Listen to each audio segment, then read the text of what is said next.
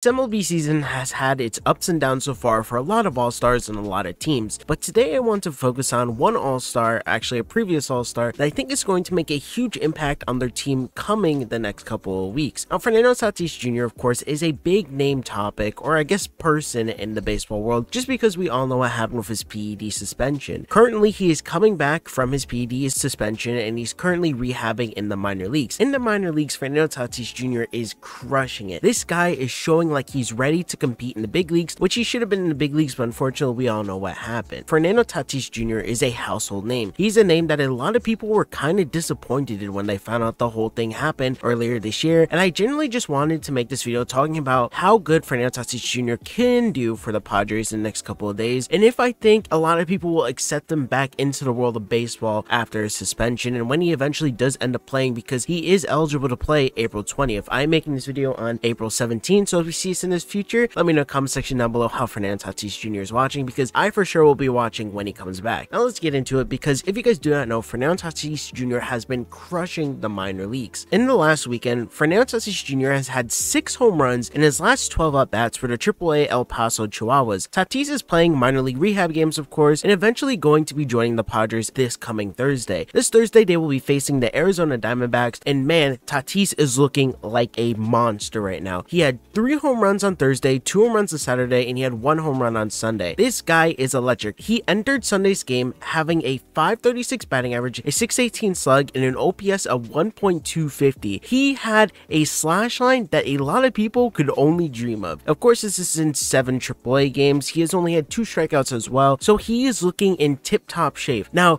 can he actually become this type of all-star he is becoming, I guess, in the AAA system in the MLB? Well, of course he can. The dude was amazing in 2021, and of course we know why he did not play in 2022. Fernando Tatis Jr., with the new stealing rules, with the new bag changes, and of course the pitch clock, I think Fernando Tatis Jr. can and will become an all-star this season. Now, of course, big league pitching, as we know, is different compared to minor league pitching, so let's slow it down for a little bit, because I'm getting overhyped, because I think Tatis is an amazing baseball player. He's just fun to watch, but personally, I think Fernando Tatis Jr. will meet expectations when it comes to actually performing in the MLB in the next couple of days, and I think it's going to be a very compelling story, because right now, if you guys do not know, the Padres are 8-9. Of course, they've had some games slip by them and some very close games, but of course, you know, it's been tough, man. They just blew out a team like the Brewers. They blew out the Braves earlier last week. Of course, if you look at their Braves game on April 6th, they lost by 1. Of course, if you look at the next game they played, they won by 1. I generally just think they've had some growing pains as of late and getting used to the new people on the team. We know Bogaerts has been the savior of that squad. You know, Juan Soto has been waking up a bit. That dude was going off in the Mets series. We had Ha-seong walk off in a Padres game on like April 4th, if I'm not mistaken. The team is just getting used to being a full team. Now, of course, I personally think that Fernando Tatis Jr. is just that missing puzzle piece. And I think adding a Fernando Tatis Jr. on top of Bogaerts, on top of Nelson Cruz doing his thing, on top of Matt Carpenter still hitting home runs